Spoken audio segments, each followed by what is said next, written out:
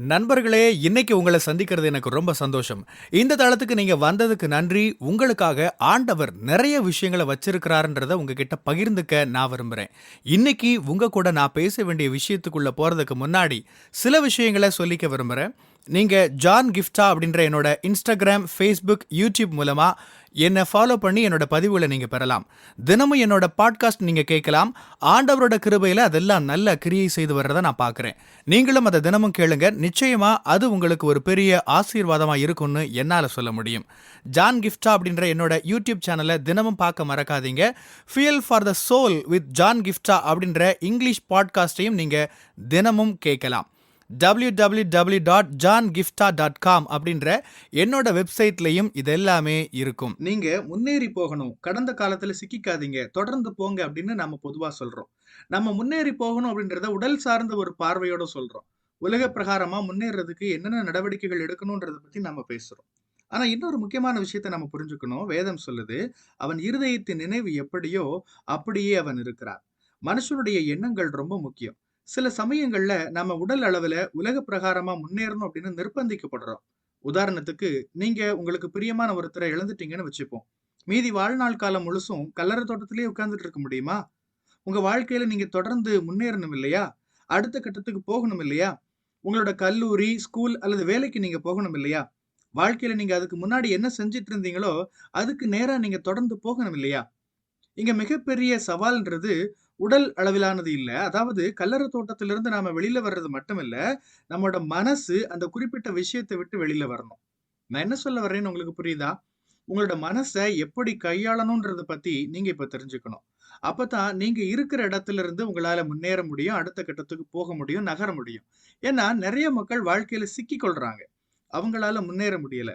அவங்க வழக்கமா செய்ய வேண்டிய சில வேலைகள செய்யத்தான் செய்றாங்க. அதாவது திரும்ப அவங்க வேலைக்கு போறாங்க, ஸ்கூலுக்கு போறாங்க, அவங்களோட குடும்ப சூழல்களுக்குள்ள போறாங்க. குறிப்பிட்ட சில வழக்கமான சூழலுக்கு அவங்க தொடர்ந்து போறாங்க. சில விஷயங்கள செய்றப்ப அவங்களுக்கு முன்னாடி சில வாய்ப்புகள் இருக்கு. அத அவங்க தேர்ந்தெடுத்துக்கிறாங்க. ஆனா, வாழ்க்கையில முன்னேறதுக்கு சில முடிவுகள் அவங்க எடுக்க வேண்டியிருக்கும். அவங்களோட வேலை அல்லது தொழில் அல்லது அவங்களோட உறவுகள்ல, அவங்களோட கனவுகள்ல, அவங்களோட அழைப்புல, அவங்களோட நோக்கத்துல அப்படி எந்த ஒரு விஷயமானாலும் இருக்கலாம். அவங்க என்ன சொல்லுவாங்க? "ஐயோ! போதும். நாங்க எங்கேயும் முன்னேறி போக விரும்பல. அவ்வளவுதான். நான் அடுத்த கட்டத்துக்கு போக விரும்பல. நான் இப்ப இருக்கிற மாதிரியே இருந்துட்டு போயிடுறேன்." அப்படின்னுலாம் கூட சொல்றாங்க. அவங்களுக்காகத்தான் நான் பேசிட்டு இருக்கிறேன். இந்த மாதிரி சில முக்கியமான விஷயங்கள நீங்க கையாள்றப்ப, உங்களோட மனசோட நீங்க வேலை செய்ய வேண்டியிருக்கும். உங்க மனச தயார்படுத்த வேண்டியிருக்கும். உங்க மனசளவுல நீங்க முதல்ல முன்னேறணும். வேதத்திலிருந்து ஒரு பகுதிய எடுத்து காட்டி நான் விளக்க விரும்புறேன். இது யோசுவா 1ஆம் அதிகாரத்துல இருக்கு. கர்த்தருடைய தாசனாகிய மோசே மரித்த பின்பு, கர்த்தர் மோசேயின் ஊழியக்காரனான நூனின் குமாரன் யோசுவாவை நோக்கி, என் தாசனாகிய மோசே மரித்துப் போனான். இப்பொழுது நீயும் இந்த ஜனங்கள் எல்லாரும் எழுந்து இந்த யோர்தானை கடந்து இஸ்ரவேல் புத்திரருக்கு நான் கொடுக்கும் தேசத்துக்கு போங்கள். இப்படி சொல்லிட்டு சில வாக்குத்தத்தங்கள ஆண்டவர் யோசுவாவுக்கு கொடுக்கிறார். இங்க நீங்க கவனிச்சீங்கன்னா, மோசே இறந்து போனாருன்னு யோசுவாவுக்கு தெரியும். மோசே இறந்து போயிட்டாரு. அவர திரும்பி தேடுறதுல எந்த அர்த்தமும் இல்ல. இனி செய்றதுக்கு ஒண்ணும் இல்ல. என்ன செஞ்சாலும் மோசேய திரும்ப கொண்டு வர முடியாது. ஆனா ஆண்டவர் ஏன் திரும்ப வந்து அத பத்தி வலியுறுத்தி சொல்றாரு? என் தாசனாகிய மோசே மரித்து போனான்னு அவரு சொல்றாரு. அதான் எல்லாருக்கும் தெரியுமே. ஆண்டவர் ஏன் வந்து திரும்பவும் அத சொல்லணும்? விஷயம் என்னன்னா, சில விஷயத்த ஆண்டவர் ஞாபகப்படுத்த விரும்புறாரு. இனிமே நான் இத எதிர்பார்க்க முடியாது. மோசே இனி திரும்ப வரப்போறதில்ல. ஆனா ஏதோ ஒரு தேங்கி போன ஒரு மனநிலை இருக்கு. இனி எப்படி முன்னேறி போறதுன்னு தெரியல. அதுல விருப்பமும் இல்ல. மோசே தான் இவ்வளவு தூரம் எங்கள நடத்திட்டு வந்தாரு. அவர் தான் எங்களுக்கு ஆண்டவரோட குரலா இருந்தாரு. ஆண்டவர் சொல்ற வழிய கேட்டு எங்களுக்கு சொன்னாரு. ஆண்டவர் சொல்ற தெய்வீக ஆலோசனைகள கேட்டு எங்களுக்கு அவர் தான் சொன்னாரு. ஆனா இப்ப மோசே இறந்து போனாரு. அதனால இப்ப நாங்க இருக்கிற இந்த இடத்திலேயே இருந்துட்டா ரொம்ப நல்லது. அப்படிதான் யோசுவா நெனச்சிருக்கலாம். அப்படிப்பட்ட மனநிலையில இருக்கிறப்ப தான் ஆண்டவர் ஞாபகப்படுத்துகிறார். ஆமாப்பா, மோசே இறந்து போனான். உடல் அளவுல மோசே இறந்து போனான். அத நீங்க ஏத்துக்கிட்டீங்க. ஆனா, மனசளவிலயும் நீங்க அத ஏத்துக்கணும். அது உங்க வாழ்க்கையில நீங்க முன்னேறி போக விடாம உங்கள தடுக்கிறதா இருக்கக்கூடாது.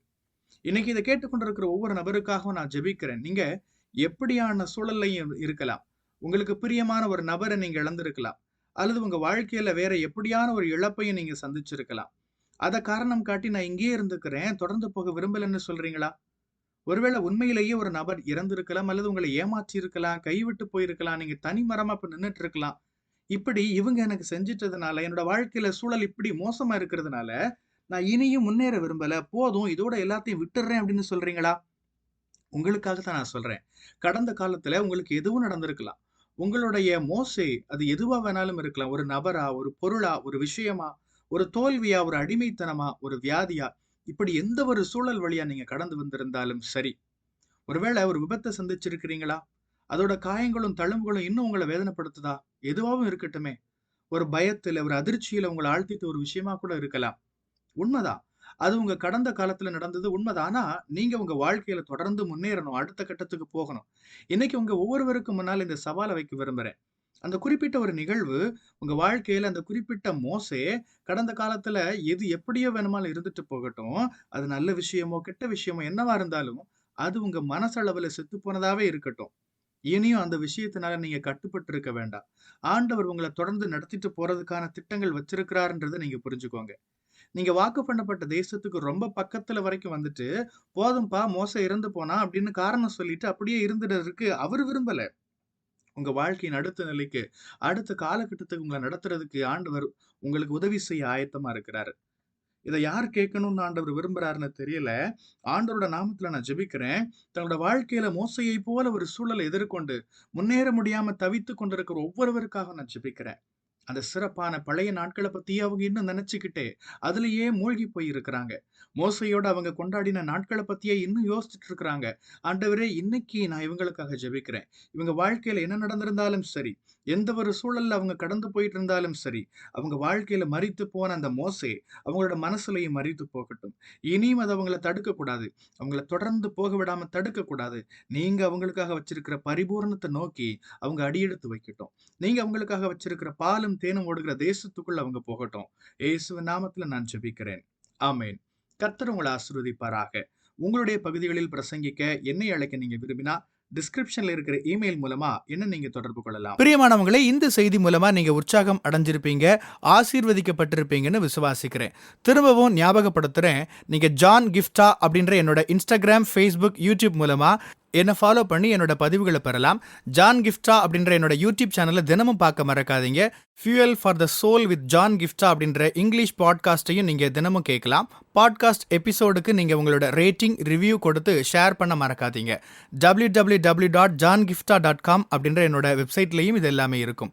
இந்த ஊழியத்தால நீங்க ஆசீர்வதிக்கப்பட்டிருந்து மற்றவங்களுக்கும் இதே ஆசீர்வாதம் சேரணும்னு விரும்பினா, நீங்களும் எங்க கூட சேர்ந்து ஆண்டவரோட ராஜ்யத்தை கட்டுற இந்த பணியை உங்களோட நிதி ஆதரவு மூலமாகவும் தாங்கலாம். கூகுள் பே அல்லது நெட் பேங்கிங் அல்லது பேபால் மூலமா நீங்க ஆதரவு தரலாம். எல்லா விவரங்களையும் டிஸ்கிரிப்ஷன்ல நீங்க பார்க்கலாம். ஆண்டவர் உங்களை ஆசீர்வதிப்பாராக.